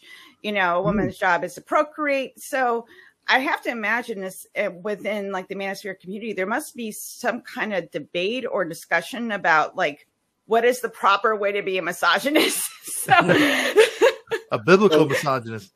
Yeah, there's probably subgroups, isn't there? Or yeah, that's it. There's, like I said, there is apparently there's a Christian sort of manosphere thing. You know, it's more like the men's rights activists, and I think some of the stuff goes back to movements like the Promise Keepers and things like that back in the 1980s and the 90s. I went to one in Tacoma, Washington. You know, and when I was an evangelical, it was the greatest thing, wasn't it? It was like men's rights and men. You know, we're going to empower men, and the church has become too feminine and that message has found that resonance within the manosphere, you know, and I think, like I said, these guys like Michael Foster and there's another guy named Brian Salve. He runs a church out of Ogden, Utah called Refuge Church. And what they spin it as is we're giving these guys, you know, the truth about, you know, what the Bible says. So we're going to correct those sort of, you know, wrong impressions about you shouldn't be having sex with every woman. You know, but this is our chance to get into this culture, this community, and, you know, correct the record, as it were. It reminds me, too, of like, are you familiar with Jesse Peterson? Is it Jesse Lee Peterson? Oh, Jordan Peterson. No, not Jordan Peterson. This is a black guy. He always says, beta male. So you guys, it's a beta male. That's what they are. They're a beta male. Oh, yeah. You don't know that? No, I'm not familiar with him. He's a very special person. It's absurd, yeah, but it's very similar type of rhetoric to everybody you're talking about. That's all. Are we going to see some kind of cannibalism within these groups? Are they going to turn on each other, you figure, at some point?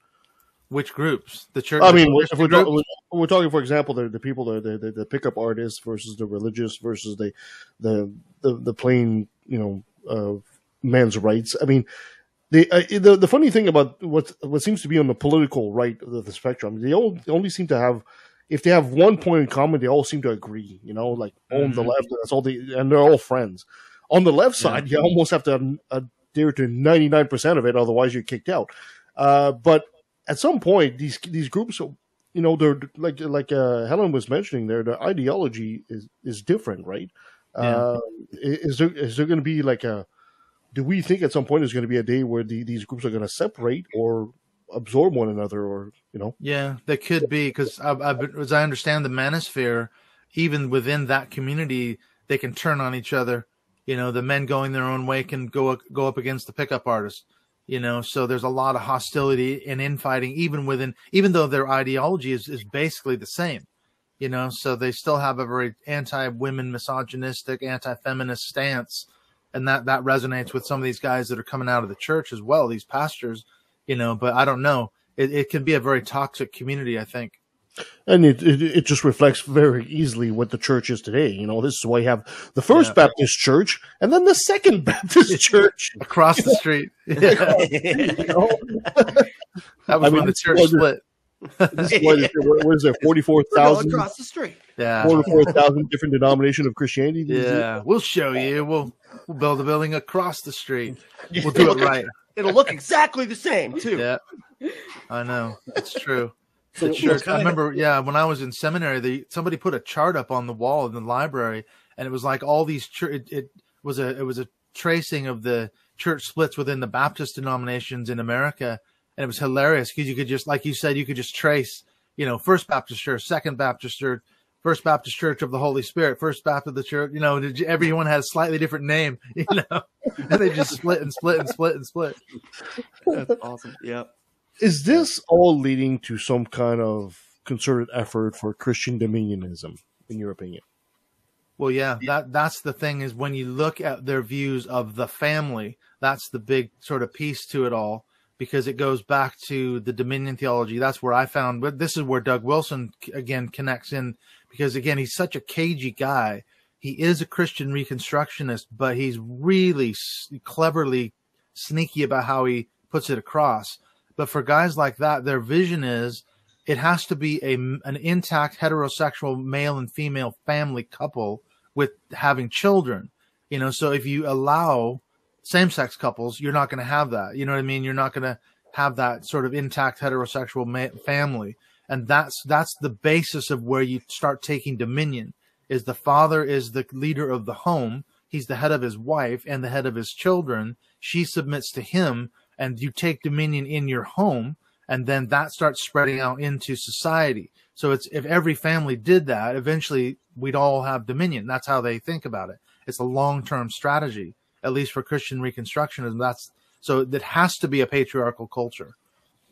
It's interesting too. I used to like, they had this kind of belief system in the church that I used to grow up in, and they always used a pyramid. They said it's like a pyramid, right? So you got the woman over here, the man here, and then God's at the top of the pyramid. The closer you each get to God, now you get closer to each other, you know, because it's a win-win. I love their dumb little like metaphors they love to put up. But it works so well, doesn't it? Yeah, but it's a formula, isn't it? I mean, Bill Gothard had the umbrella of protection, which was a similar kind of thing. Yes, you know? I grew up in that kind of cult-like environment.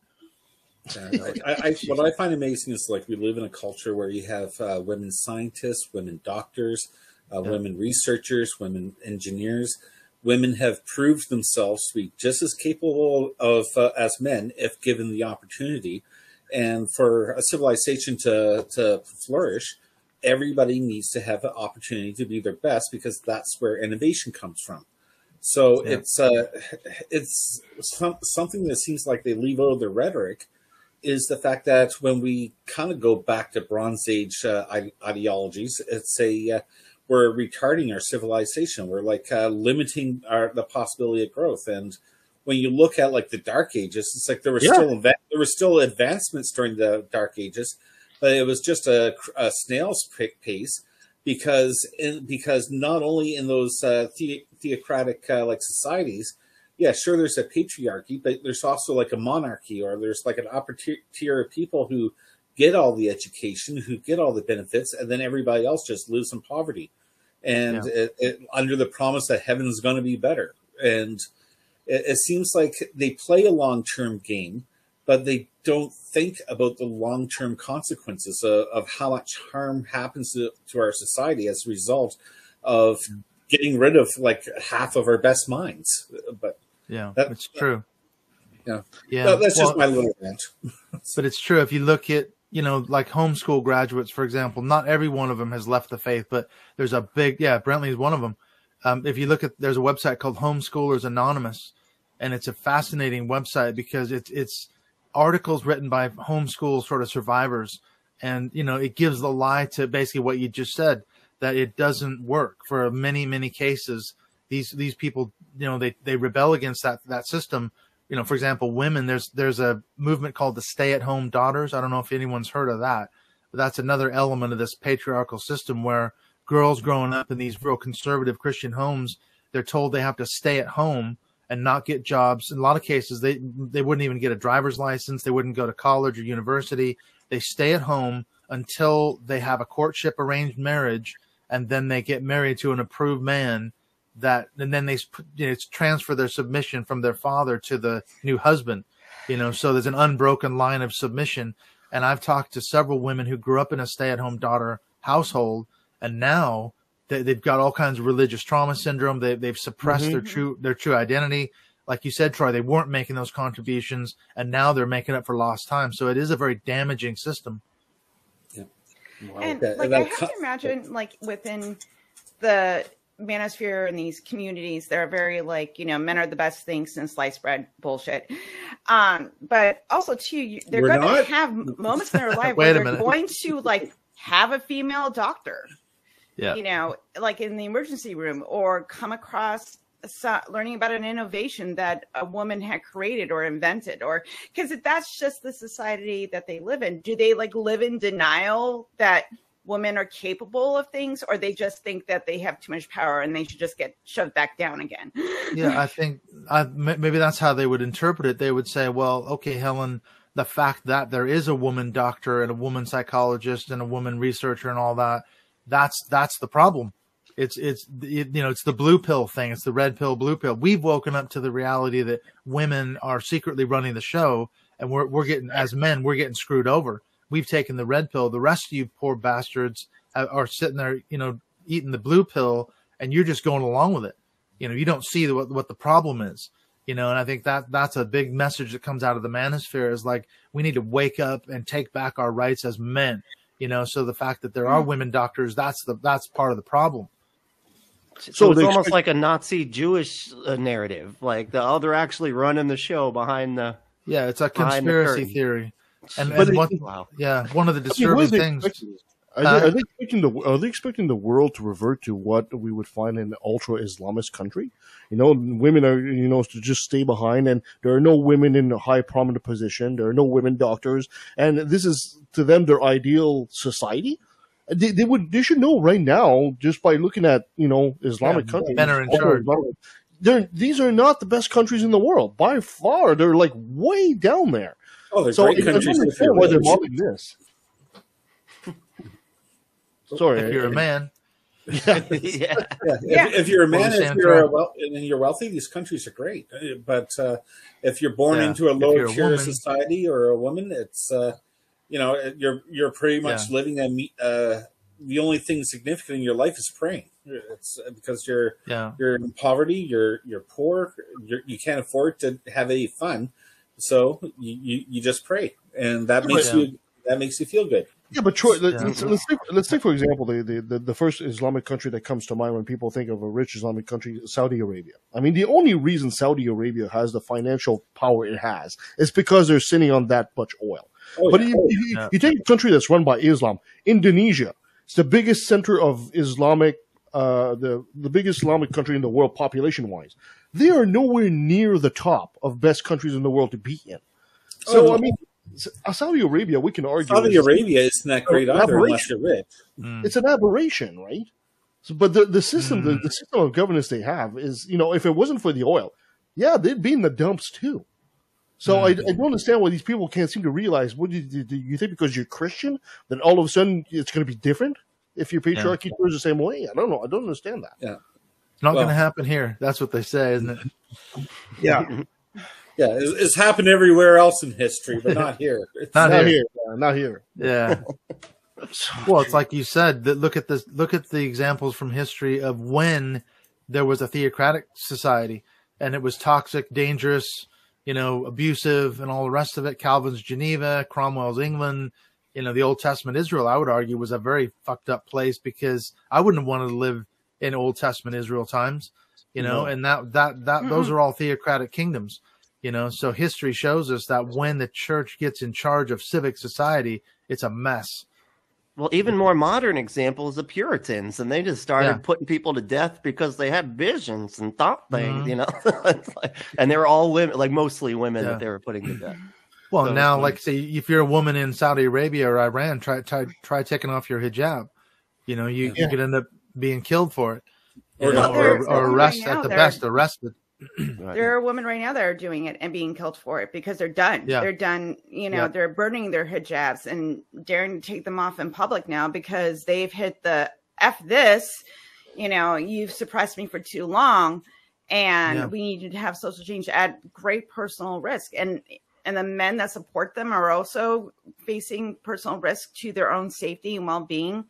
But that's if that's the way social change happens, it has to happen that way in such extreme countries that see other human beings as others and not worthy of the same respect as men. It just the way history has always progressed because people don't like being told what to do a lot of the time. And they can't kill all of them. Yeah. So I had another question about ultimately, with people in these communities, what is if they want things to revert back to some kind of Christian nationalism, like a Christian nationalism state where like women are in the home and men work and they're in charge and all these sort of things? Like, does it come from like this deep insecurity that if there's some kind of equality, somehow them as a person isn't as valid or worthy of attention and love as compared to like if we live in an equal society. Well, yeah, they definitely don't like the progressive gains that we were talking about, but I think they look at it as saying, this is God's order. This is how God set it up from the beginning. This is how God wants it to be.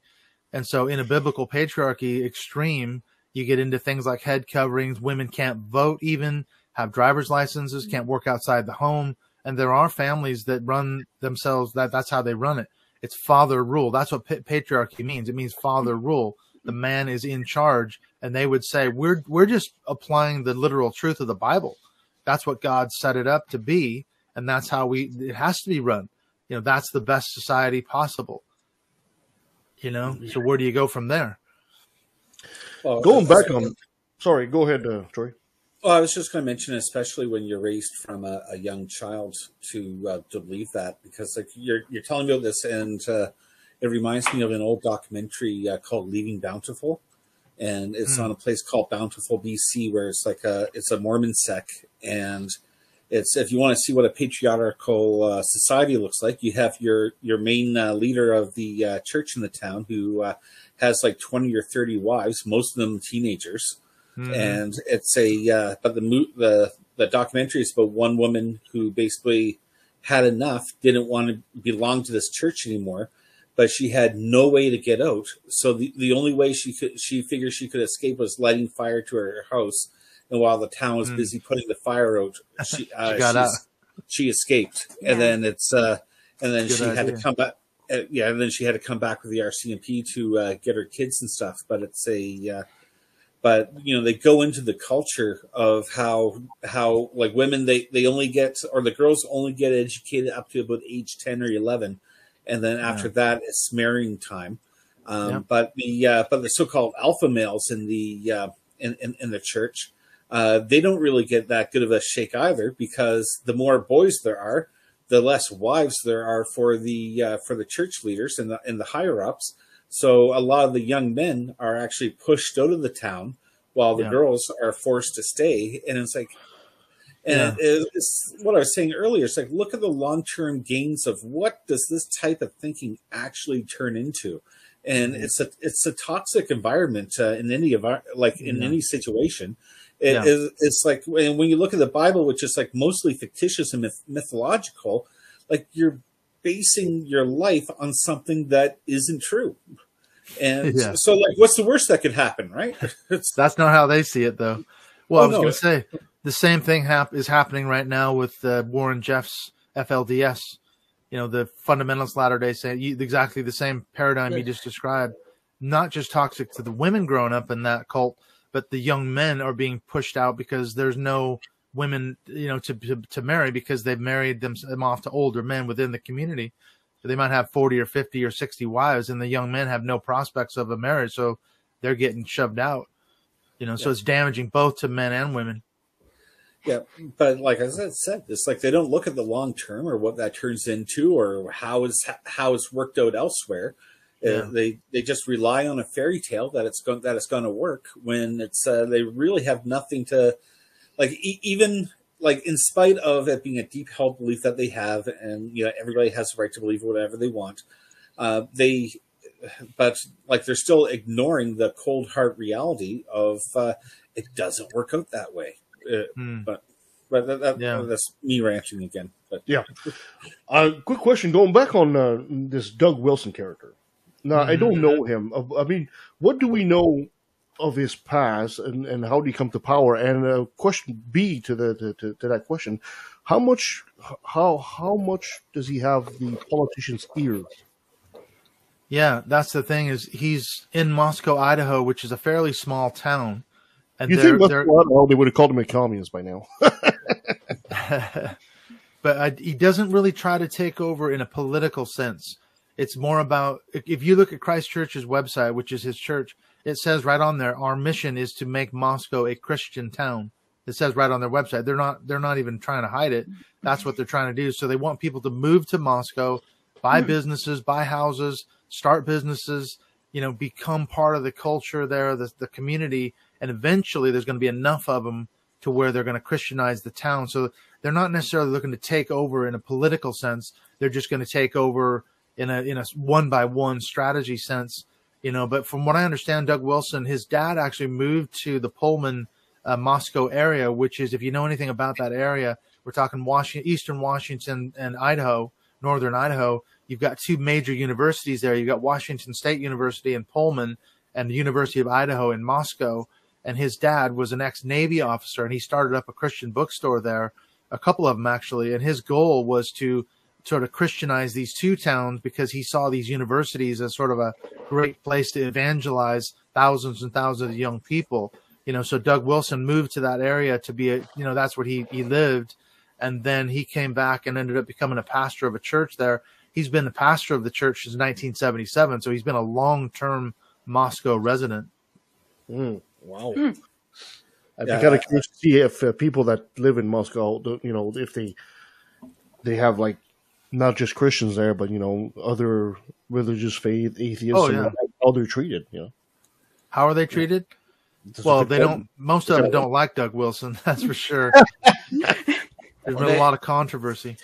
I wonder if they're trying to do the same thing like down here in Florida. They're basically trying to use trying to encourage everybody, like all these right wingers, to like go down to Florida and then mistreat a bunch of people, and then that'll push out all the people that disagree. We're like, okay, we got to get the fuck out of here, and then they all leave, and then it's like, oh, then they get what they want all the time because they make up the majority, the super majority, and it's Yeah. Well, what's interesting is there's a little connection there. I don't know if you're familiar with the American Redoubt movement. Have you heard of that? No. That's another thing. So the American Redoubt is sort of a white Christian movement. It's a militia, guns, anti-government thing in places like Eastern Washington, Idaho, Montana, Utah, Wyoming, up in that region of the United States. And they're like, they all think Christians are going to come there. They're going to flood into the Redoubt. They're going to set up their own little compounds, have guns and stockpile food and all that, because eventually everything's going to collapse. And that's the most defensible place in the United States. So Doug Wilson, he's kind of on the fringes of that American Redoubt movement. He's not really a Redoughter himself. He doesn't promote it 100%, but he's listed on these American Redoubt websites because they'll say you need to find a good church in your area, and they recommend Christchurch if you live in the Moscow, Idaho area. So, there is some crossover to these sort of right-wing militia, anti-government conspiracy theory types.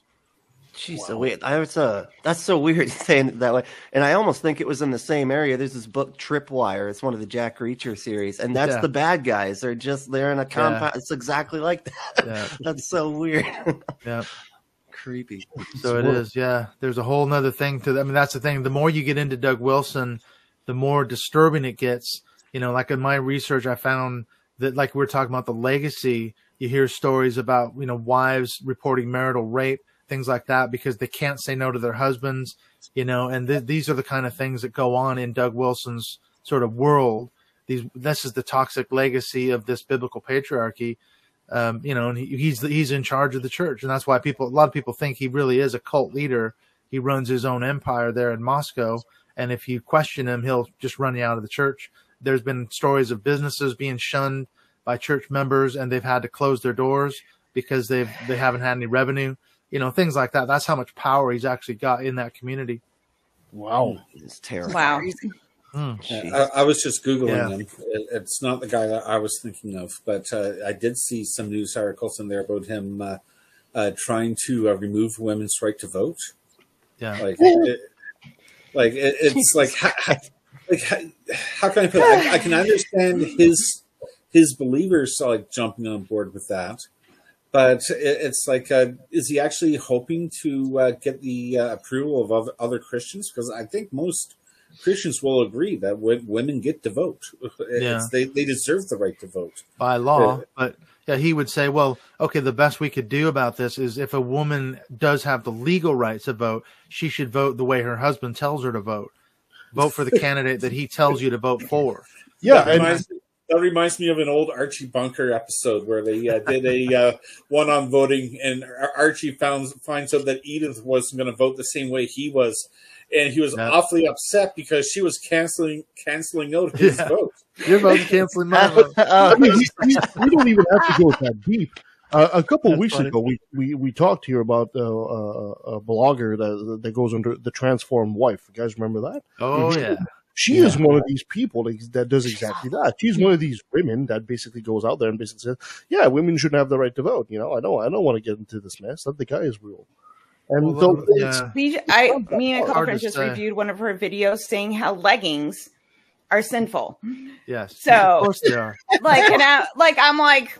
Well, some the color combinations are mixed fabrics, you know. That's why it's got the mixed fabrics. Mixed fabrics, and I think that's also very disturbing to me because, like these men and their patriarchal views are disgusting, but the women that internalize it and think that this is the correct way to live, and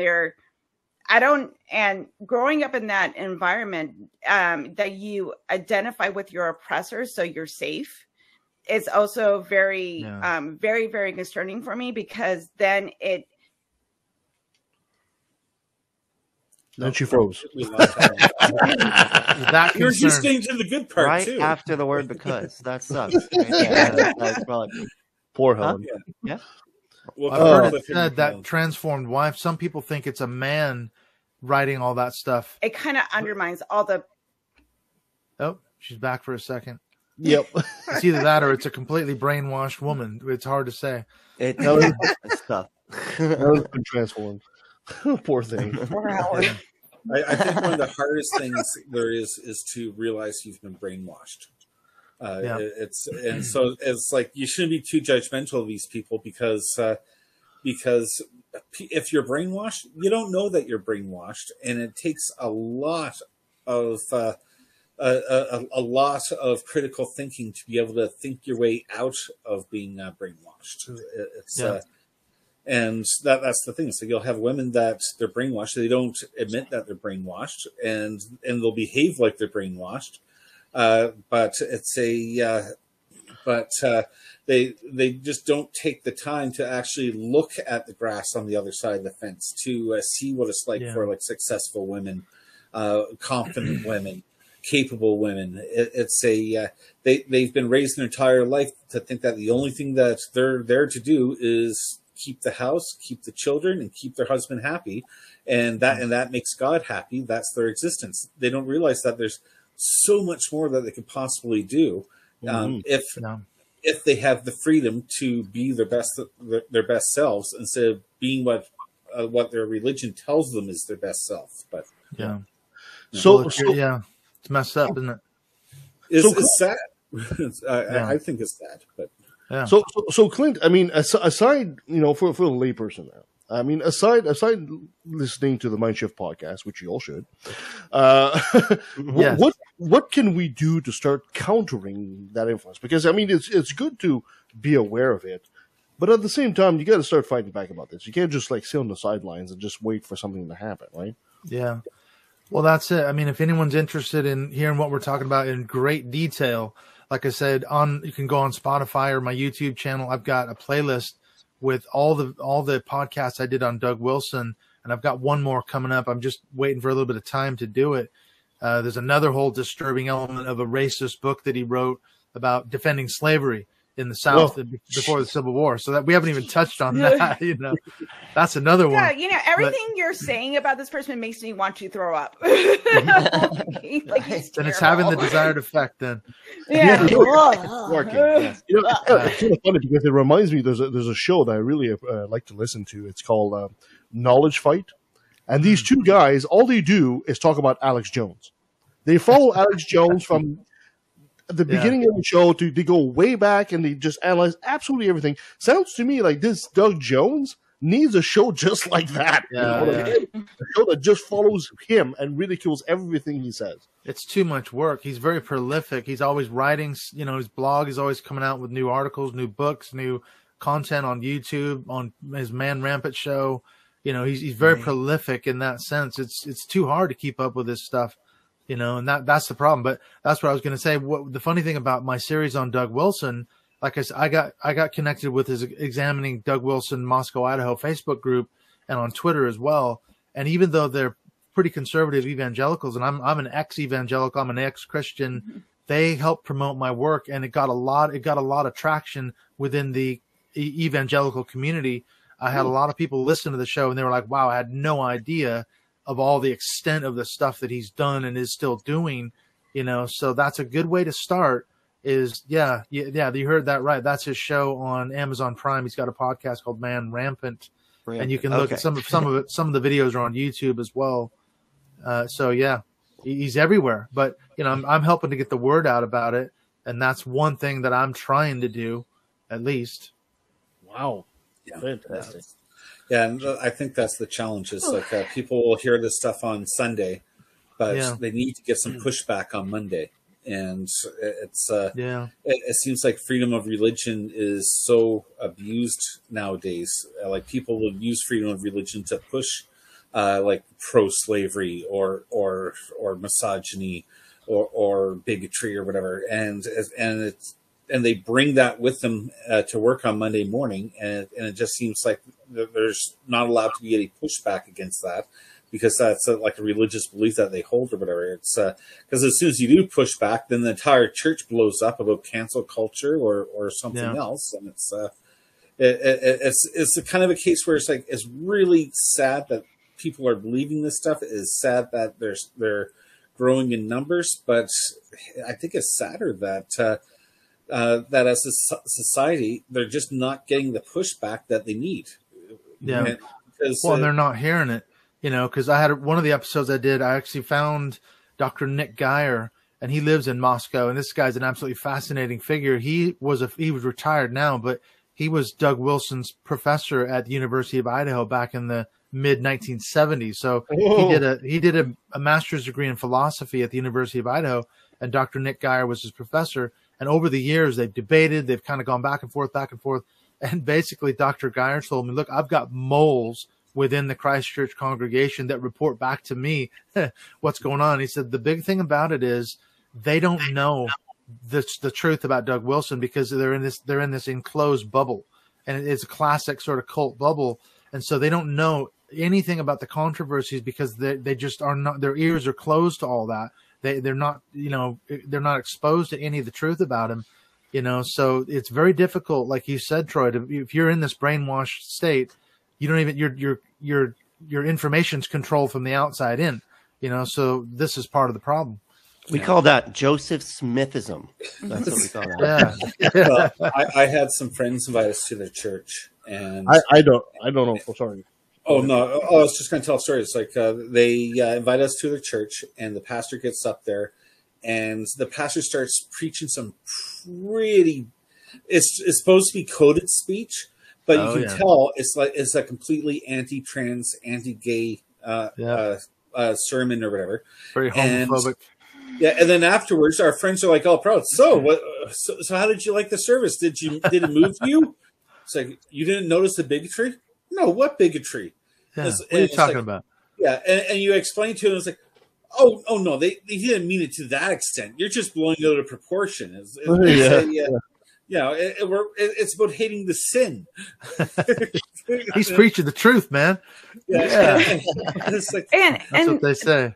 And also too, like with the brainwashing and that indoctrination that happens, is that if you do pushback, they have to do the mental gymnastics. Like, well, he was just saying hate the sin, but not hate the person. But the sin is a part of who the person is. It's just like, well, now you're just trying to find a loophole so you don't seem like an asshole. Yeah, that's exactly what it is too. Yeah. So. But the truth is, especially if you're a woman, I remember speaking to a woman for one of my shows a couple of years ago. She's from Sydney, Australia. And she said, even when I was an evangelical growing up in church, that always bothered me that they were telling me that I couldn't preach and I couldn't lead and I couldn't. She was a very gifted speaker, very powerful personality, and she had to suppress that part of her personality. And she said, for years and years and years, it bothered me, but I always suppressed it. It was only after she left the church and left the faith that she realized how damaging those years were. So even within that system, like you said, it's very damaging certainly to women, probably the most, I would say, but men as well in this culture. Yeah. Before the show, Helen and I was talking about that. She was talking about how crazy it was to the things that we used to believe and accept as true or possibly true. Yeah. And I'm thinking, it's like, no, you know what? I can understand buying into that crap. What really bothered me was now that I'm out, the manipulation, the shame spirals, the emotional abuse. Yeah. And this is what the lady that you're talking about would have gone through too. It's like she would have been shamed into thinking that those parts of her personality are ungodly. And and then she denies herself for who she actually is, what she's capable of doing, and it just goes on to show how toxic these types of mindsets are. Yeah, it is. Just, they ruin lives, and people don't even realize it.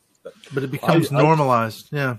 I think we need to do a show. We need to do a show with that Doug Wilson's professor and bring back Dr. Clint Heacock at the same time, because I don't know about you guys, but having one of my old professors come and talk about me is like my worst nightmare. I can tell you something about Kevin, man. He used to shit his pants all the time. I think that'd be great. Do all the dirt. We nicknamed him the Shark Master. No. Dr. Heacock, thank you so much for being on the show again today. If people want to find out more about what you're doing, where can they find you? You can find me on Mindshift Podcast. You can go, Apple iTunes, Podbean, all the normal sort of podcast channels. You can follow me on Twitter at Mindshift 2018 or send me a message on the public Mindshift Podcast Facebook page. Excellent. And as per usual, I got to have you say, hi, this is Dr. Clint Heacock, and I took a left in the valley. Okay, I'm going to try to get this right. Hey, my name is Dr. Clint Heacock, and I took a left at the valley. That works for me. We got it. Did we? You nailed it. Nailed it.